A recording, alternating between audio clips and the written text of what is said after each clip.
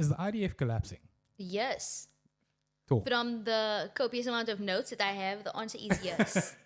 The answer is pretty much yes. Yeah, you went I on did- a research yeah. train. I did a lot of research and got like a lot of articles, and I read so many articles. I don't even know how many there are in here altogether. And I love that this is a bubble for people to come to for a easily digestible package of research, Yeah, I'll do all the reading for you. Don't even stress about it. and I'll translate to human language. For sure. So the question today is the IDF collapsing? We've been getting, a couple of reports recently that seems like maybe they are. But I know majority of the coverage that we see, whether it's like Al Jazeera or like mainstream news, not that I don't think that a lot of people even Yeah, who's watching CNN to get their coverage on Gaza, nobody. But if it's Al Jazeera or Instagram or TikTok or however you get your news, I think a lot of the time the focus is on the devastation, and because there are so many censors on social media, on like just about every platform, you can't really talk about the resistance because it'll be flagged as terrorism. And so I think a lot of people don't get to see how the IDF is actually losing pretty significantly. Okay, so where do we start with losses? Like, how do we? Cool. So I broke it down into three sort of major foundational questions about how to establish whether or not a military is functioning. And so the question of is the IDF collapsing falls into these three questions of, first of all, operational effectiveness. So like the recent performance, their command and control, the leadership, the stocks and supply of weaponry. So just basic functionality of Yeah, everything that makes a of a yeah military. functionality, everything That's the that word. makes the IDF as an organization Yeah. and just as a team work. Yeah. And then personnel issues. So like morale, retention, recruitment, the overall well-being of the soldiers, like if they're getting the medical treatment that they need and the support that they need and all of that crap. The staff. Yeah. And then lastly, the budget and funding of the IDF. Okay. Cool. So when it comes to operational effectiveness and the recent performance, recently they've been dying. They've been getting murked.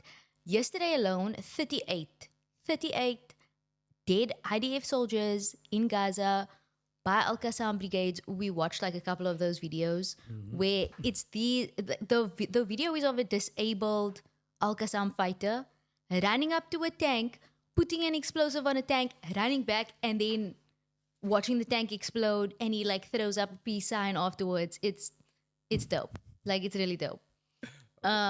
And so yeah, so they did a bunch of these like ambushes and attacks on Merkava tanks specifically, and they just destroyed 38 IDF soldiers yesterday okay, yeah. alone. So, That's just anyway. in Gaza. That's not even talking about the south of Lebanon where they're getting murked on the daily. And this is like referring to even that video of the guy we saw, the sluffies, Yeah, basically just Yeah. running up and putting an explosive in a tank yeah. and Just on the top of a tank, which is crazy. Like the amount of bravery that it takes to run up to a tank. What he wasn't in armor. He wasn't in like. yeah. Look, He had no protection. He didn't have anything else on him. He wasn't like nothing else to protect him, nothing to defend him. Just running up to a tank, running back. and I don't want to even. I don't think we can even limit it to just the feeling of bravery. It's also purpose. Like if Yeah. someone comes in and attacks your wife, you aren't gonna stand up because you're brave. You're gonna stand up Yeah. because you have to. And Yeah. yeah, that's sort of one of the differences. But the bravery is real. Yeah, it's insane the amount of courage that they have. But when it comes to the south of Lebanon, they're also getting murked every day. The Golani Brigade specifically, we have an article over here that was from yesterday saying IDF reports 6 Israeli soldiers killed in Lebanon, and that was the Golani Brigade. The Golani Brigade is like their elite forces. It's the first combat unit of the IDF. So they are supposed to be battle ready. They're supposed to be the ones on the ground, but they're a bunch of nerds, and they just like the I think I showed you that one video from maybe the first week of them being in Lebanon, where it's about 20 soldiers just like standing around. No one's covering anybody. Nobody's even on the lookout. And then a missile just comes, destroys them all. So they're dying in Lebanon. There's another article that says Netanyahu considering ending war in Lebanon due to mounting losses. That's how much they're dying. That Netanyahu's like, maybe. And the thing is, like, now that Yoav Gallant, the previous defense minister, was fired, now Israel Katz is the new minister of defense, and he's even more psychotic, and he's talking about we're going to destroy Hamas and Hezbollah, and we're going to keep going with this war, which is bad for the IDF. Like, my theory about it is that they are going to, it's going to be the IDF that does like a turncoats or something. A turncoats rebellion is when the military turns against the state. And I think it's going to be that because I don't think that they can maintain fighting this war, and they have no other option but to continue fighting. Netanyahu on a personal level and just in general, for them to continue having any support, they need to keep fighting. Their people need to keep seeing devastation because that's how they judge whether or not they're winning, which is so stupid. And their soldiers are going to keep dying in Gaza, keep dying in Lebanon. And they're going to keep suffering, and then eventually I think it will lead to their ultimate collapse. Do you think that it's a lack of purpose similar to US soldiers in Vietnam? Yeah.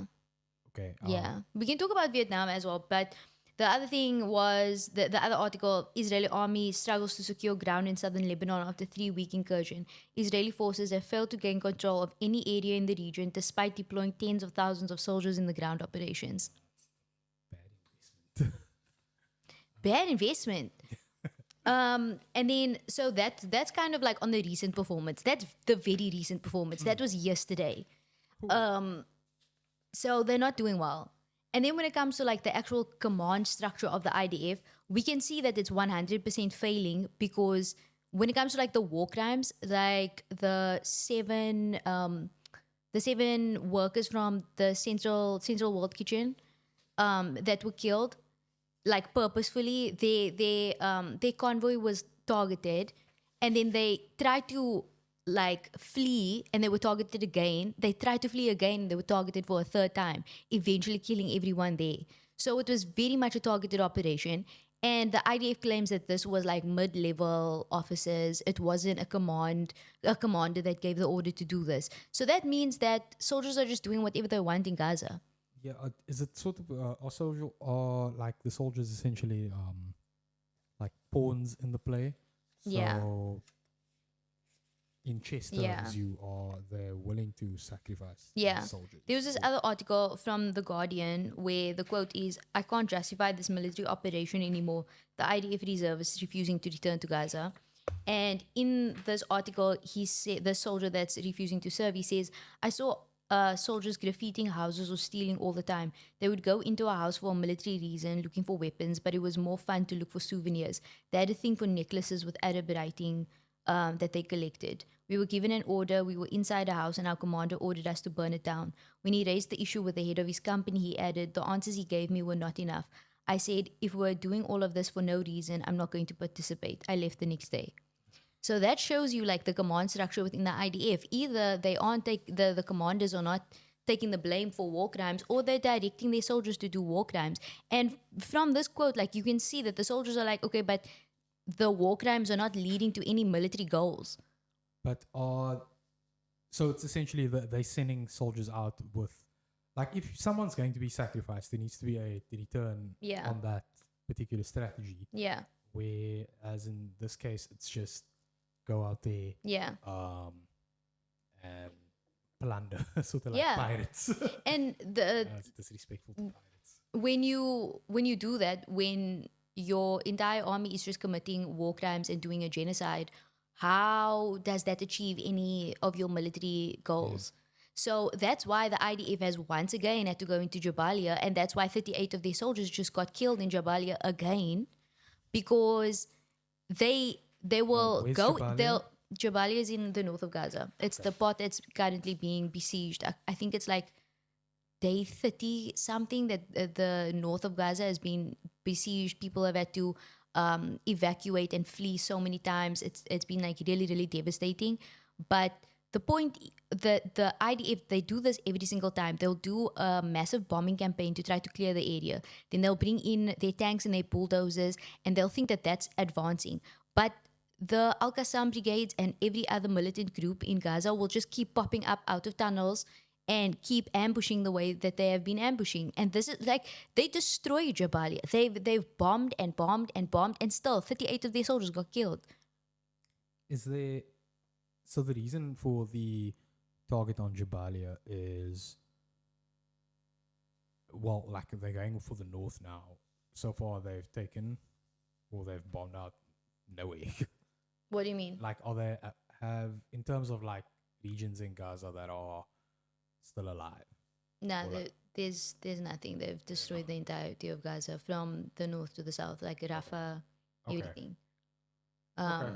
There's a very small percentage of Gaza that is considered a safe zone, and even that is not even considered a actual safe zone under humanitarian law, because it keeps getting bombed. Earlier this week we saw another like tent massacre where they were bombing tents again. Yeah.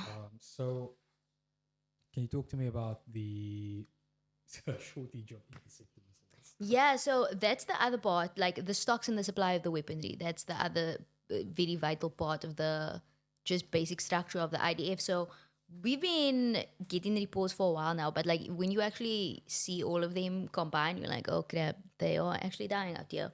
So Germany has stopped approving war weapons exports to Israel.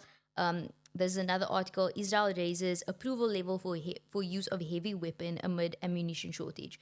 So because they don't have the weapons they're needing, they're just using bigger weapons and bigger bombs. Here's another one. Israel faces potential shortage for interceptor missiles. Israel is facing a serious shortage of interceptor missiles. IDF equipment failures, endangered soldiers. While the IDF cited concerns about the quality and safety of donated gear, it's difficult to shake the feeling that pride and bureaucracy played a significant role in their decision. So and then was there another one? Like a shortage of interceptor missiles, that means that they are. It's so the Iron Dome. They've been provided with these. The weaponry. It's just they're not executing. The last one is Israeli army admits it suffers shortages of tanks and ammunition amid Gaza war. So they don't have tanks, they don't have ammunition, they're running out of bombs, they don't have interceptor missiles, and the equipment that they are getting donated is failing and has functional failures, and it's endangering soldiers. And this is like, not to say that they didn't have this at some point. Mm-hmm. They just fumbled it. No, I mean they've been committing a genocide for the past year, over 400 days now. It's not a sustainable campaign to just continue to drop massive amounts of munitions on people while still not achieving any of your military goals. Yeah. It's but I mean, they can't handle the guerrilla warfare. But when it comes to like the interceptor missiles specifically, we can see how it's failing. Like in last night, there was this massive barrage of missiles fired from Lebanon into Haifa, over 100 missiles, and it was so funny to watch the Iron Dome try to intercept it because they were just failing. And the thing about the Iron Dome is that one interceptor missile costs between like $100,000 and $250,000, whereas the missiles that Hezbollah is firing at them costs between $300 for like a Katyusha to maybe like $5,000. So it's really not expensive stuff that they're shooting, and they have a lot of it. Like they've been getting a significant amount, and the asymmetrical warfare that's being fought also with Russia, because the US is funding Ukraine. And so Russia's response, and this is what Vladimir Putin has openly said, so his response will be to fund America's enemies, which is obviously the axis of resistance. And that's why we see like a lot of the weaponry that's used, and it's coming from Russia. So what has it been like for soldiers right now, like just realizing that they had all this, it's not, like essentially like the genocide is not going according to plan? Well, they didn't have a plan to begin with other than to commit the genocide. But I mean, like, where does that leave the morale of the Israeli soldiers? Well, they're committing suicide, and they're refusing to serve. So that's the other part of with the personnel issues the morale and the retention, recruitment. So first of all, the IDF is not offering any mental health assistance to the people who want to kill themselves because of what they did in Gaza. And, they... Why are you laughing? You laughing at people ending their own lives, Sonic. It's so sad. No. I don't know. I made a dua for it personally. I said, Allah, listen, if I'm not doing it, if Al Qassam Brigade's not doing it, if Hezbollah is not doing it, they doing it to themselves. Yeah. Is this not the best? Is this not the best option? The first time that I saw the occupied territories of Palestine, I was in Jordan. I was driving past, and I was getting all like worked up. And I was with someone that was also getting very like worked up and like, oh, fuck Israel, whatever. And then we started making a dua. And I was like, I just hope they all start killing themselves. I hope that even if it's not about what happened in Gaza, I hope there's just small inconveniences in their lives that start to eat away at them. Their medication goes out of stock, the antidepressants become too expensive. Maybe your medical aid is no longer covering it. And now you're sad and your girlfriend leaves you and you lose your job. And eventually, like it starts to feel like, why am I here anymore? Well, I mean, like, That's what I hope for the IDF. my assumption, and it's never good to assume where suicide comes from, but were soldiers probably feeling disillusioned with what they're doing? I think what you do when you commit those war crimes, I don't think that you can remain a human being after you do things like that. Yeah. I think you have to break your psyche in order to commit those crimes in the first place. And if at some point you start realizing what you've done, and the because dehumanization ultimately is a delusion. The people that you kill are human beings. Like in that article that CNN did, where they were talking about, the IDF, they get out of Gaza, but Gaza doesn't get out of them, like that. Those soldiers were talking about having run a bulldozer over hundreds of Palestinians, squashing them to death. The bra goes, yeah, now I can't eat meat anymore because I watched Palestinians get driven over with a bulldozer. And then he killed himself. Media that's reporting it though, like that's like reporting this is a worrying trend. Yeah. What are they hoping to achieve by reporting that this is a worrying trend? Like understanding like that every pro-Israel piece of media is deeply rooted in propaganda. Like what are they trying to put into society with that? I mean, I think to some extent these kinds of reports, the report being Israeli lone soldiers suicides becoming a worrying trend, I think it's also so that they can like try to get some support from the IDF. They also have this vision of the IDF being this, this beacon of their like sexy liberalism. Yeah, this is the epitome of what their state is. The strong, proud IDF soldier that will fight for his homeland. And so they have this like myth around the IDF. And when members of the IDF are not treated well, they start having mental breakdowns about it. And they're like, no, you have to provide them with mental health care. You have to take care of the veterans. Cuck. And it's funny. They have to take care of veterans. Yeah, it's funny because like, I don't know if you've seen like some of the funerals that they have for IDF soldiers. It's hilarious. And now with like the ground invasion of Lebanon and them just getting murked in Lebanon on the daily, there's quite a few of these funerals, and you'll just watch these people lose their minds. Like they are screaming and crying and throwing up because their soldiers are dying. And it's like, but now that's what the soldier's supposed to do. Yeah. Duh. But they don't have that understanding of what an army is meant to do, because it's a conscript military. You have mandatory service. So you can't make it seem like, well, this is something that's going to, result in your death. You have to be like, no, it's a fun little place where you just make, TikTok videos. It's fun. Well, like they're dying. They're dying. And I think there's also a confusion with just wording with the term hostage and it's a soldier. Yeah. No, that's a prisoner of war. Yeah. It's a prisoner of war. That's something I would actually ask people to just refer to them as. Yeah. But you see what I'm saying about like this myth of the IDF? They aren't even like categorized as soldiers, they're categorized as civilians. When you talk about the 7th of October, nobody talks about, well, these were the amount of soldiers and reservists that were killed. They talk about the overall 1,200 Israelis were killed. And it's like, yeah, but some of them were soldiers. They're not just civilians. And it contradicts in itself the idea of the people they're trying to Yeah. develop. They're trying to make Yeah. Zionists seem like these strong supermen. Yeah. While at the same time making them sympathetic. Yeah. Um, Yeah, we spoke about that in like a previous episode. The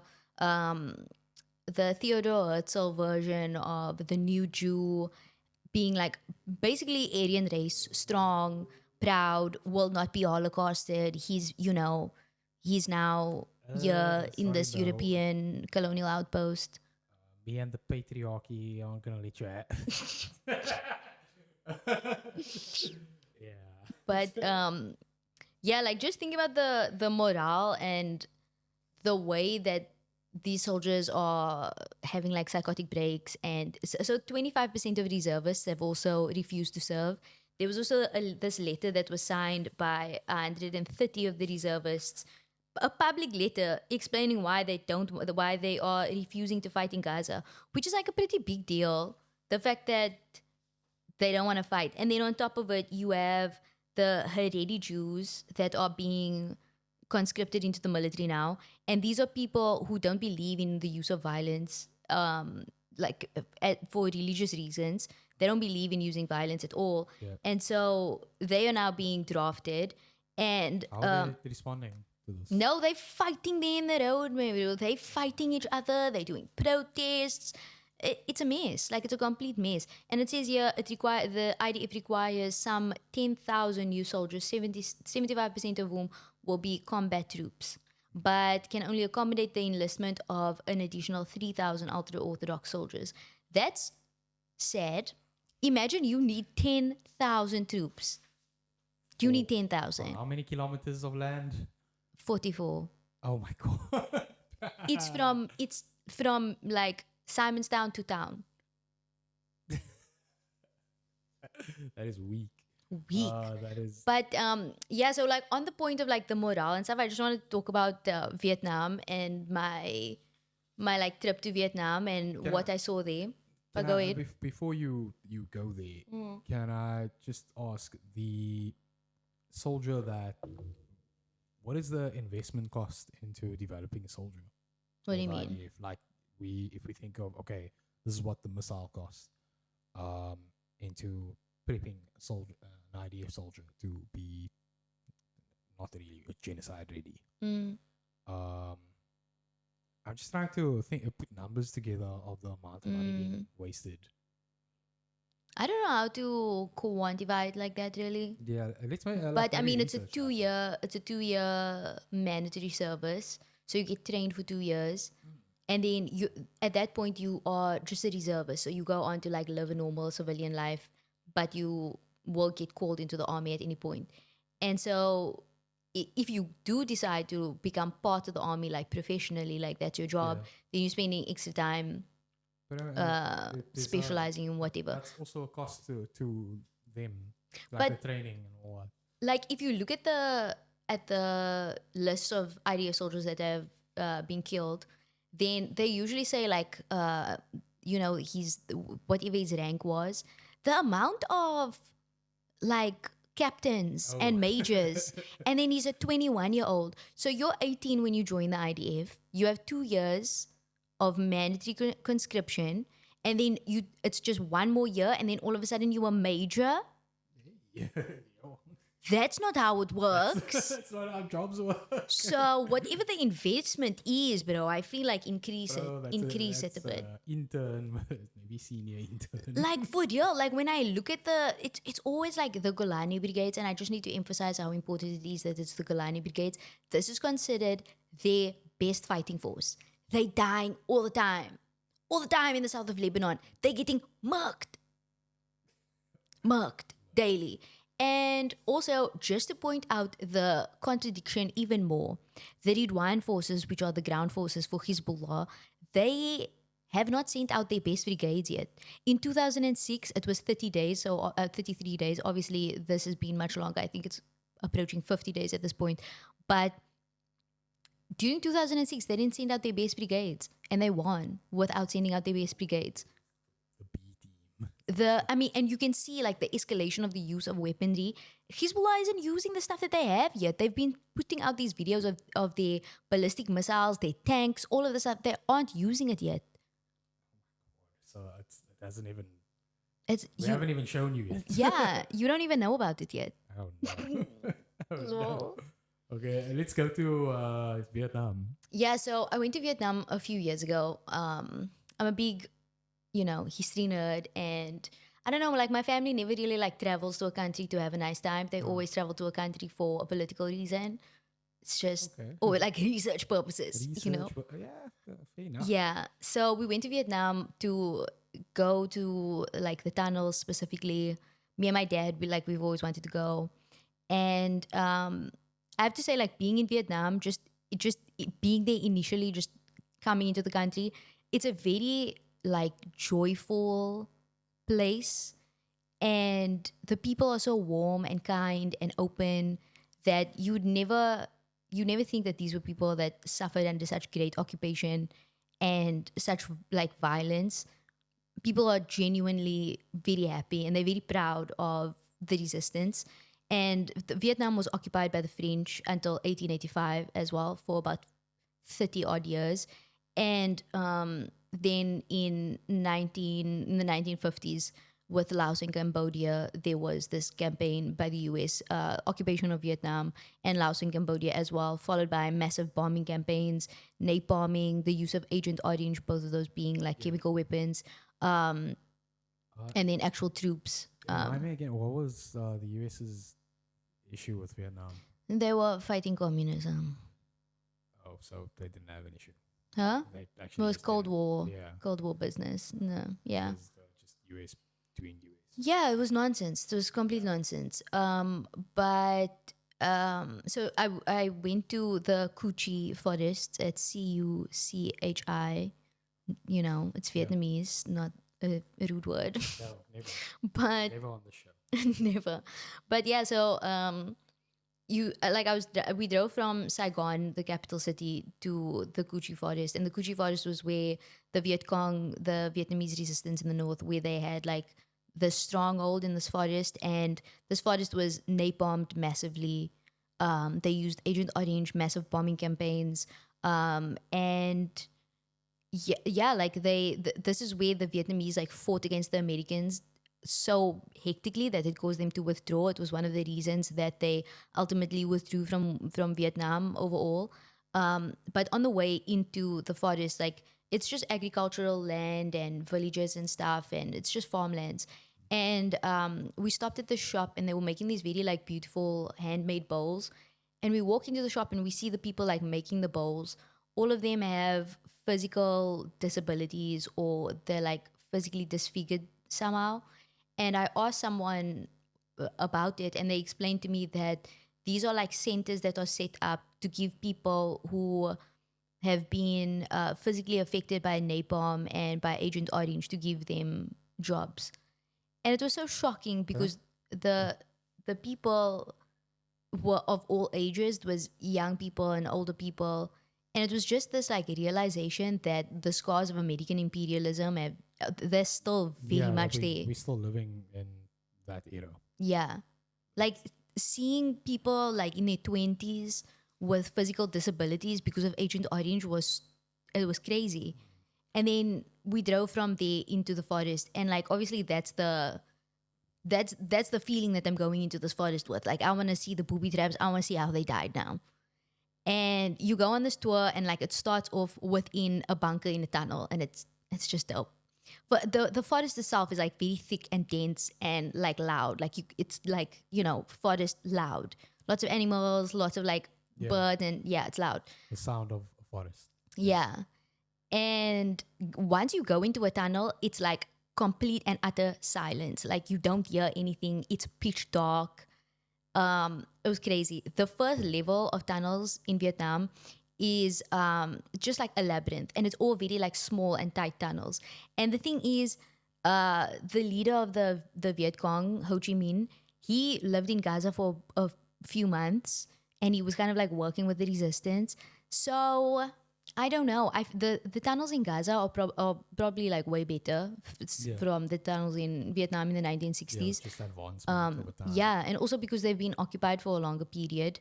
So the tunnels in Gaza are greater than the tunnels in Vietnam. The tunnels in the south of Lebanon are greater than the tunnels in Gaza because the south of Lebanon is Yeah. not besieged and occupied in the same way. And yeah, so just Oh, bear that in mind when I Yeah, no, describe how yeah. crazy these tunnels are. Yeah. And yeah, so like the first level, it's just this labyrinth. And then they take you and they show you like all the booby traps. So there's this one thing called a punji pit, where it's literally just like spears and then the spears, some of them are like flayed on the top, like it's a little flare, so that once it pierces through you, if you try to pull out of it, it tears your skin as you try to pull out. It tears your flesh. Like sort of like a sword with thorns on it. Yeah, basically. Okay. And also, you're falling into this pit in the complete and utter darkness of a tunnel. You don't know what's happening, and you're getting Yeah. impaled like in 7 different parts of your body. Impaled brutally. Yeah. And then they also had this other thing. It was like 2 wheels, and every spoke was like a spear with one of those flares on the top.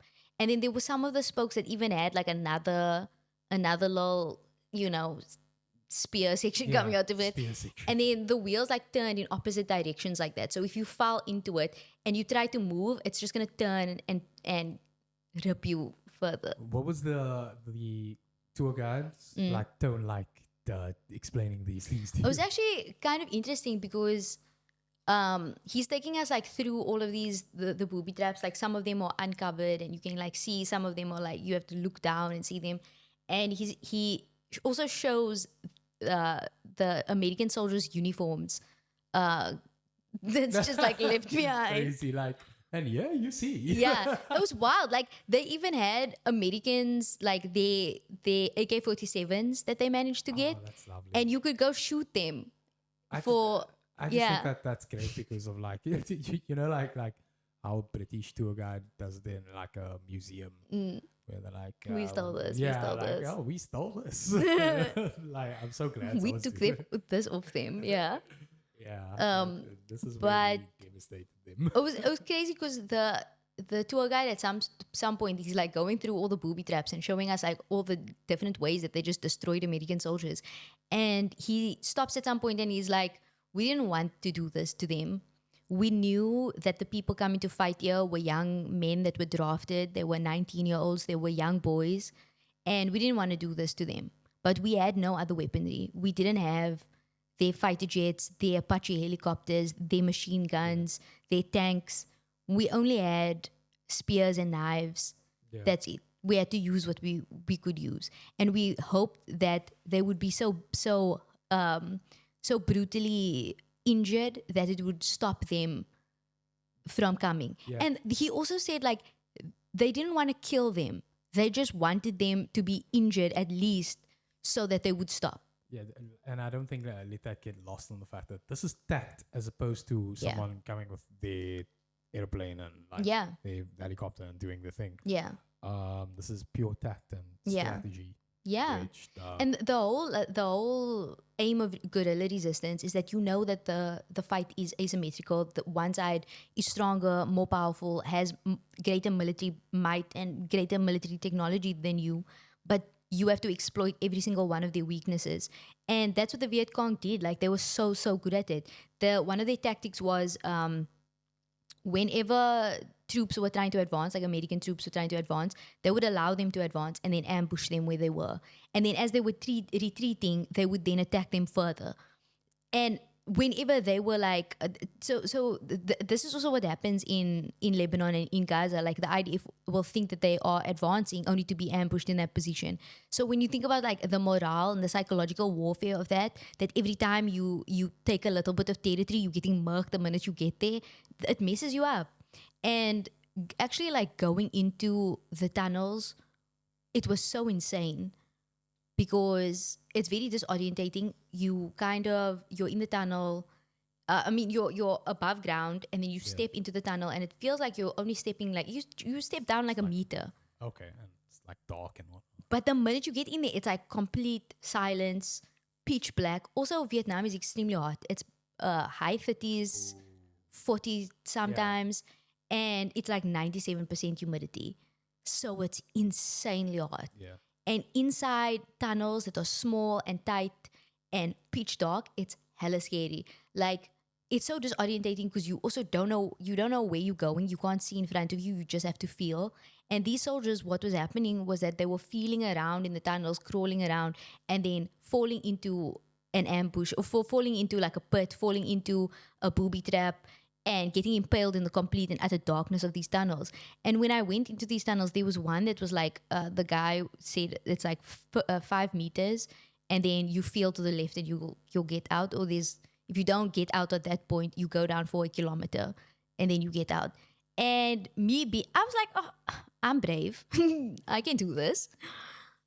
I want to. Did you do it? Yeah, I did it. It was the worst. It was the worst. It was so, it wasn't the worst. It was a nice, now I have the knowledge of this experience, but I'll never do it again. It was so scary.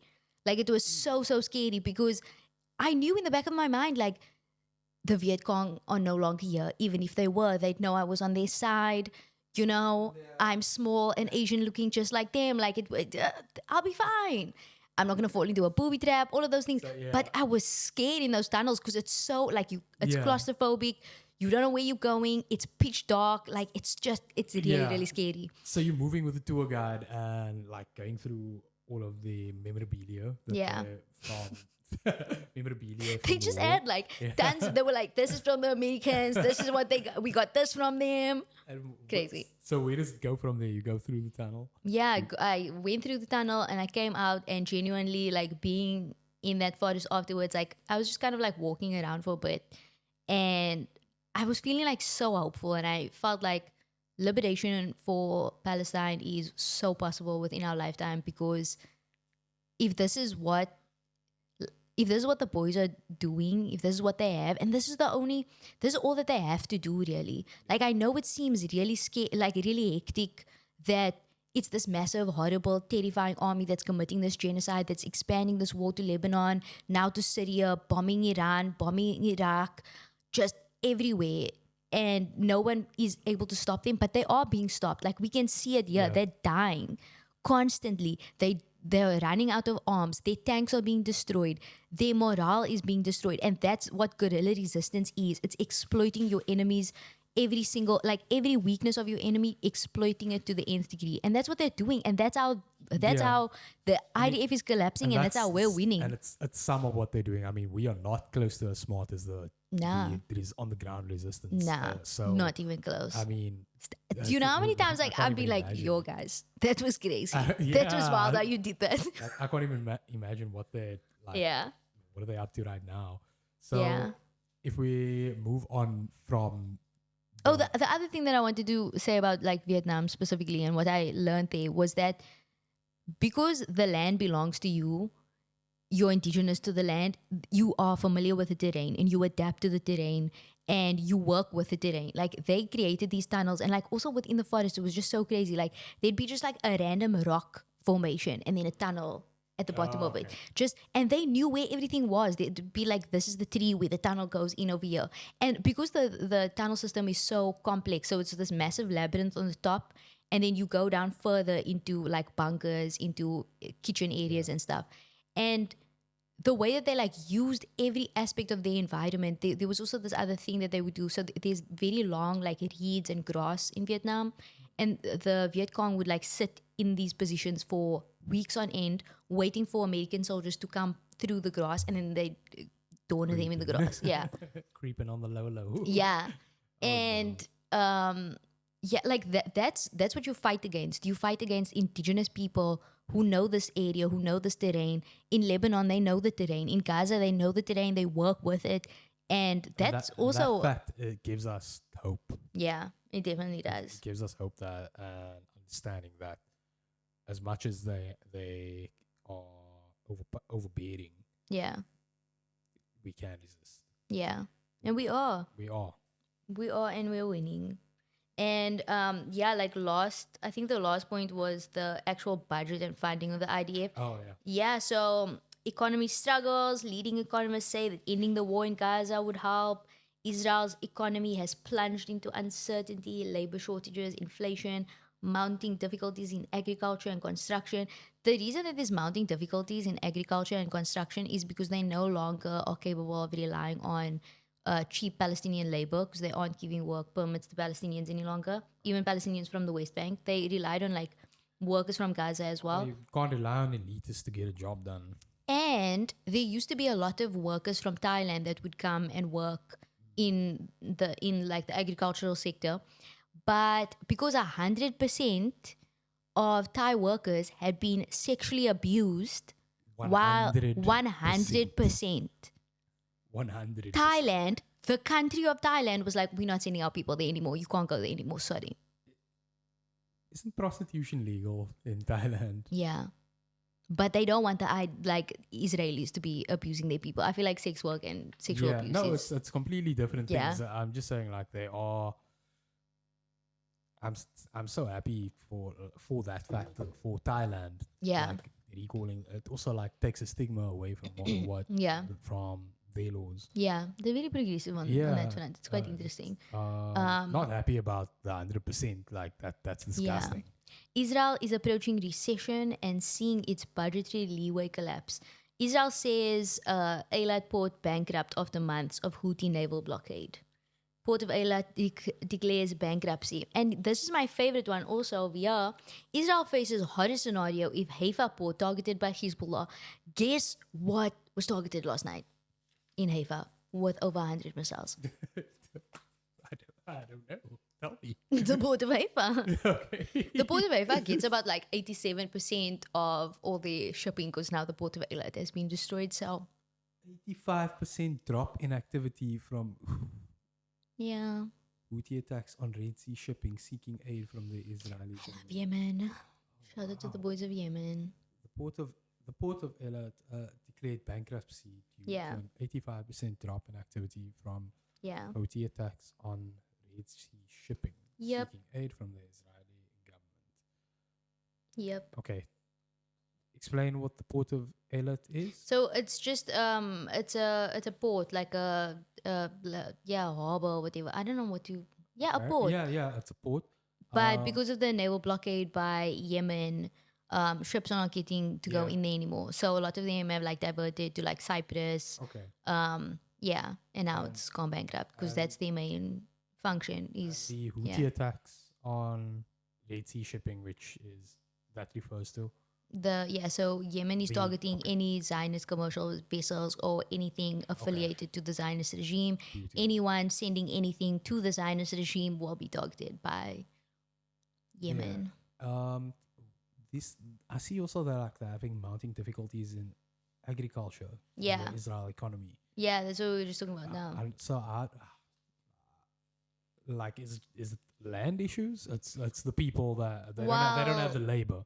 Yeah, they don't to have make it happen. Yeah, they don't have the labor. They don't have the workforce.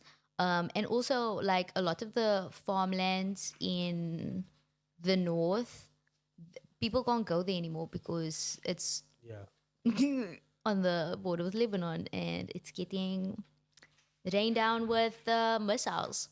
Oh wow!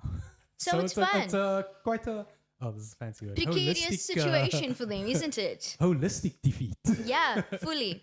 So when it comes to like the question of is the IDF collapsing on the three fronts of operational effectiveness, finished. So personnel eventually, issues, like finished. Israel won't have food.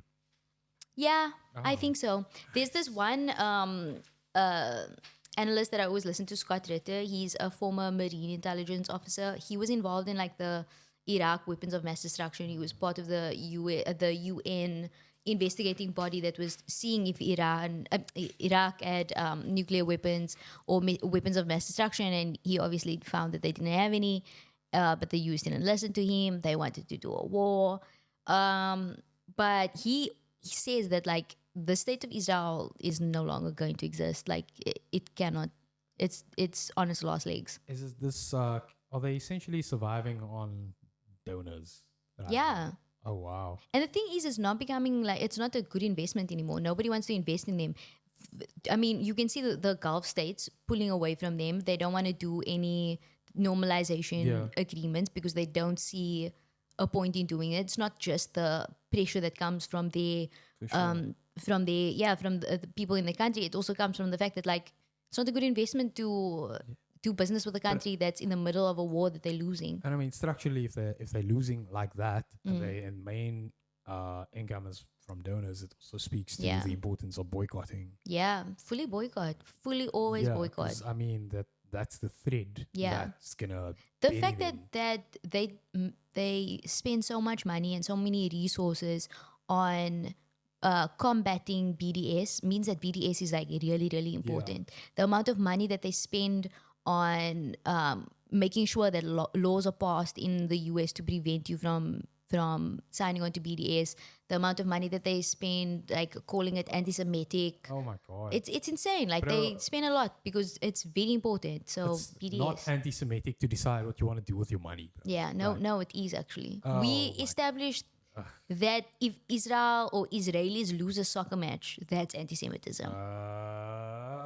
So yeah, But I love that there's such a point of power for people who are not there to play Yeah. on in the resistance. I mean, it, when boycotts are and they are in full force, and Yeah. when they go further, yeah, that's gonna further the end for them. yeah.